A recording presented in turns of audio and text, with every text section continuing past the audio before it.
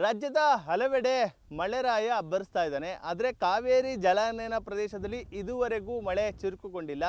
ಇದರಿಂದ ಹಳೆ ಮೈಸೂರು ಭಾಗದ ಜೀವನಾಡಿ KRS ಅಣೆಕಟ್ಟೆಯ ನೀರಿನ ಮಟ್ಟ ದಿನೇ ದಿನೇ ಕುಸಿತಾ ಇರುವಂಥದ್ದು. ಸದ್ಯ ನಾನೀಗ ಮಂಡ್ಯ ಜಿಲ್ಲೆ ಶ್ರೀರಂಗಪಟ್ಟಣ ತಾಲೂಕಿನಲ್ಲಿರುವಂತಹ KRS ಅಣೆಕಟ್ಟೆಯ ಹಿನ್ನೀರಿನ ಪ್ರದೇಶದಲ್ಲಿದ್ದೇನೆ. ದೃಶ್ಯಗಳಲ್ಲೂ ಕೂಡ ನೋಡ್ಬೋದು 124.80 ಅಡಿ ಗರಿಷ್ಠ ಮಟ್ಟವನ್ನು ಈ ಒಂದು ಡ್ಯಾಮ್ ಹೊಂದಿದೆ. ಆದರೆ ಸದ್ಯ ಈ ಒಂದು ಡ್ಯಾಮ್ನಲ್ಲಿ ಇರುವಂಥದ್ದು ಕೇವಲ 81 ಅಡಿ ನೀರು ಮಾತ್ರ.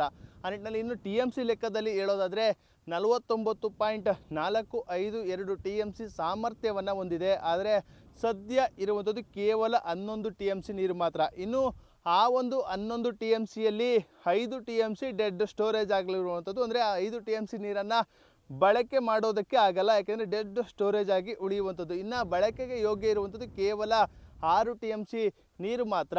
ದೃಶ್ಯಗಳಲ್ಲಿ ನೋಡ್ತಾ ಇದ್ದಾರೆ ಯಾವ ರೀತಿ ದಿನೇ ದಿನೇ KRS ಡ್ಯಾಮ್ನ ನೀರಿನ ಮಟ್ಟ ಕುಸಿತಾ ಇದೆ ಅಂತ. ಏನು ಡ್ಯಾಮ್ನಲ್ಲಿ 140ಕ್ಕೂ ಹೆಚ್ಚು ಗೇಟ್ಗಳಿವೆ. ಸದ್ಯ 80 ಅಡಿ ಇರುವಂತಹ ಕೆಳಮಟ್ಟದಲ್ಲಿರುವಂಥ ಗೇಟ್ಗಳಲ್ಲಿ ಮಾತ್ರ ನೀರು ಹೋಗ್ತಾ ಇರುವಂಥದ್ದು. ಬಹುತೇಕ ಗೇಟ್ಗಳ ಮುಂಭಾಗ ನೀರೇ ಇಲ್ಲದಂಥ ಪರಿಸ್ಥಿತಿ ನಿರ್ಮಾಣ ಆಗಿದೆ. ಒಂದು ರೀತಿ ಏನು ಬರಡು ಭೂಮಿಯಂತೆ ಕಾಣ್ತಾ ಇರುವಂಥ ದೃಶ್ಯಗಳು ಕೂಡ ಕಂಡು ಬರ್ತಾ ಇದೆ.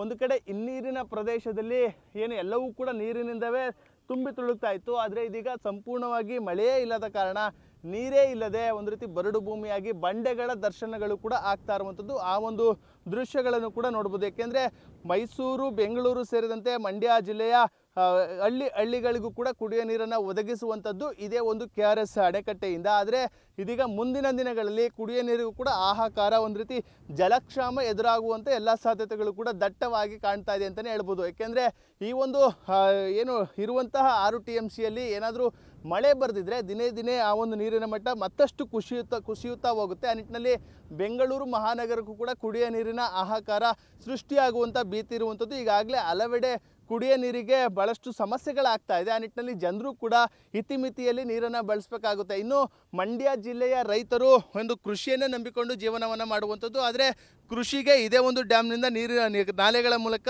ನೀರು ಸರಬರಾಜಾಗ್ತಾ ಇತ್ತು. ಇದೀಗ ಅದಕ್ಕೂ ಕೂಡ ಬ್ರೇಕ್ ಬೀಳುವಂಥ ಸಾಧ್ಯತೆಗಳು ಕೂಡ ಇರುವಂಥದ್ದು. ಯಾಕೆಂದರೆ ಮುಂಗಾರು ಮಳೆ ಚುರುಕನೆ ಪಡ್ಕೊಳ್ತಾ ಇಲ್ಲ. ಆ ನಿಟ್ಟಿನಲ್ಲಿ ಏನು ಮುಂಗಾರು ಬೆಳೆಯನ್ನು ಬೆಳೆಯೋದಕ್ಕೆ ಎಲ್ಲ ತಯಾರಿಗಳನ್ನು ಮಾಡಿಕೊಂಡಂತಹ ರೈತರು ಕೂಡ ಒಂದು ರೀತಿ ಆತಂಕಕ್ಕೆ ಸಿಲುಕಿದ್ದಾರೆ ಅಂತ ಹೇಳಿದ್ರೆ ತಪ್ಪಾಗಲಾರ್ದು. ಇದೆಲ್ಲದಕ್ಕೂ ಕೂಡ ಬಹುಮುಖ್ಯವಾಗಿ ಇನ್ನು ಸರ್ಕಾರಕ್ಕೆ ಬಹುದೊಡ್ಡ ತಲೆನೋವು ಅಂತಂದರೆ ತಮಿಳುನಾಡು ಕಾವೇರಿ ನೀರಿಗಾಗಿ ಖ್ಯಾತೆಯನ್ನು ತೆಗೆಯುವಂಥದ್ದು. ಅಂದರೆ ಪ್ರತಿ ವರ್ಷವೂ ಕೂಡ ತಮಿಳುನಾಡು ಪದೇ ಪದೇ ಕಾವೇರಿ ನೀರಿಗಾಗಿ ಖ್ಯಾತೆಯನ್ನು ತೆಗೆಯುವಂಥದ್ದು. ಆ ನಿಟ್ಟಿನಲ್ಲಿ ಈ ತಿಂಗಳಿನಲ್ಲಿ ಒಂದು ಕೋರ್ಟ್ನ ಆದೇಶದಂತೆ 9 TMC ನೀರನ್ನು ಹರಿಸಬೇಕಾಗಿತ್ತು. ಆದರೆ ಹಳೆ ಮೈಸೂರು ಭಾಗದ KRS ಅಣೆಕಟ್ಟೆ ಸೇರಿದಂತೆ ಯಾವುದೇ ಡ್ಯಾಮ್ನಲ್ಲಿ ನೀರು ಸಂಪೂರ್ಣವಾಗಿ ಖಾಲಿ ಆಗ್ತಾ ಇರುವಂಥದ್ದು. ಆ ಒಂದು ನೀರಿನ ಏನು 9 TMCಯನ್ನು ಹರಿಸಬೇಕಾಗಿತ್ತು, ಅದು ಯಾವುದೇ ಕಾರಣಕ್ಕೂ ಸಾಧ್ಯವೇ ಇಲ್ಲ ಅಂತಲೇ ಹೇಳ್ಬೋದು. ಆ ನಿಟ್ಟಿನಲ್ಲಿ ಈ ಬಾರಿ ಏನಾದರೂ ತಮಿಳುನಾಡು ಕಾವೇರಿ ನೀರಿಗಾಗಿ ಖ್ಯಾತೆಯನ್ನು ತೆಗೆದ್ರೆ ಸರ್ಕಾರಕ್ಕೆ ಬಹುದೊಡ್ಡ ತಲೆನೋವು ಉದ್ಭವ ಆಗುವುದರಲ್ಲಿ ಯಾವುದೇ ಅನುಮಾನ ಇಲ್ಲ. ಒಂದು ಕಡೆ ರೈತರನ್ನು ಸಮಾಧಾನ ಮಾಡಬೇಕು, ಮುಂಗಾರು ಮಳೆಗೆ ಬೆಳೆಗಳಿಗೆ ನೀರನ್ನು ಕೊಡಬೇಕು. ಅದೆಲ್ಲದರ ಒಂದು ಸಂದಿಗ್ಧ ಪರಿಸ್ಥಿತಿ ಇದೀಗ ರಾಜ್ಯ ಸರ್ಕಾರಕ್ಕೂ ಕೂಡ ಎದುರಾಗಿರುವಂಥದ್ದು. ಒಟ್ಟಾರೆ KRS ಅಣೆಕಟ್ಟೆ ನೀರಿನ ಮಟ್ಟ ದಿನೇ ದಿನೇ ಕುಸಿತಾ ಇರುವಂಥದ್ದು ಮಾತ್ರ ದೊಡ್ಡ ಮಟ್ಟದಲ್ಲಿ ಜನರಲ್ಲಿ, ರೈತರಲ್ಲಿ ಆತಂಕವನ್ನು ಸೃಷ್ಟಿಸಿದೆ ಅಂತ ಹೇಳಿದರೆ ತಪ್ಪಾಗಲಾರ್ದು. ಜನರಿಗೆ ಒಂದು ಕಡೆ ಆತಂಕ ಆದರೆ ಮತ್ತೊಂದು ಕಡೆ ರಾಜ್ಯ ಸರ್ಕಾರಕ್ಕೂ ಕೂಡ ಬಹುದೊಡ್ಡ ತಲೆನೋವಾಗ್ತಾ ಇದೆ. ಮುಂಗಾರು ಮಳೆ ಏನು ಮತ್ತಷ್ಟು ಚುರುಕನ್ನು ಪಡೆದಿಲ್ಲ ಅಂತಂದರೆ ಮುಂದಿನ ದಿನಗಳಲ್ಲಿ ಜಲಕ್ಷಾಮ ಎದುರಾಗುವಂಥದ್ದು ಬಹುತೇಕ ಫಿಕ್ಷನಲ್ ಆಗ್ತಾ ಇದೆ. ಕ್ಯಾಮ್ರಾ ಪರ್ಸನ್ ಅರ್ಸಿ ಜೊತೆ ನಂದೀಶ್, ನ್ಯೂಸ್ ಫಸ್ಟ್, KRS.